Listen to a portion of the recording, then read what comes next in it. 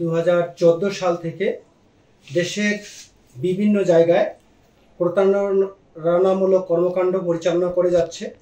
কখনো সরকারি কর্মকর্তা সেজে, কখনো ডিসি সেজে সেই অভিনব পদ্ধতিতে প্রতারণা করেছিল।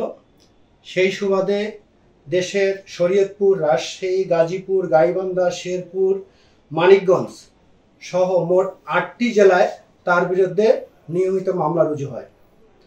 সেই মামলার ওয়ারেন্ট কালীগঞ্জ থানায় দীর্ঘ 14 সাল ধরে মুলতবি থাকে।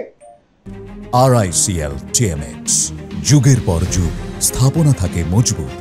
আমি মান্যবর পুলিশ সুপার লালমনিরহাট মহোদয় সহ ঊর্ধ্বতন কর্তৃপক্ষের সার্বিক তত্ত্বাবধান এবং সহযোগিতায় গত পরশুদিন বরিশাল বিভাগের বরিশাল মেট্রো থেকে তার গোপন সোর্সের মাধ্যমে সন্ধান পেয়ে বরিশাল থানা পুলিশের সহযোগিতায় তাকে গ্রেপ্তার করে থানায় নিয়ে এসেছি। বর্তমানে তাকে এই 8টি মুলতবি ওয়ারেন্ট সহ বিজ্ঞ আদালতে প্রেরণ করা হইতেছে। পর্যালোচনা করে যেটা দেখা যায়, প্রত্যেকটা ছিল প্রতারণামূলক কর্মকাণ্ড।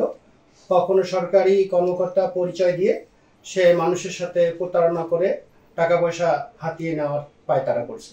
এই বিষয়গুলো মামলার নথিতে সুস্পষ্টভাবে থাকে, ওয়ারেন্টে এটা থাকে না। তবে মামলার ধারা অনুযায়ী আমরা যেটা বুঝি, তার কর্মকাণ্ডগুলো ছিল প্রতারণামূলক কর্মকাণ্ড। এই মান্যবর পুলিশ সুপার মহোদয় লালমনিরহাট সহ ঊর্ধ্বতন কর্তৃপক্ষের সাথে এই বিষয়ে আলোচনা করে তথ্য প্রযুক্তি এবং সোর্স মেনটেন করে আমি এর সন্ধান বের করে বরিশাল থানা পুলিশের সহায়তায় তাকে গ্রেপ্তার করতে সক্ষম হয়েছি।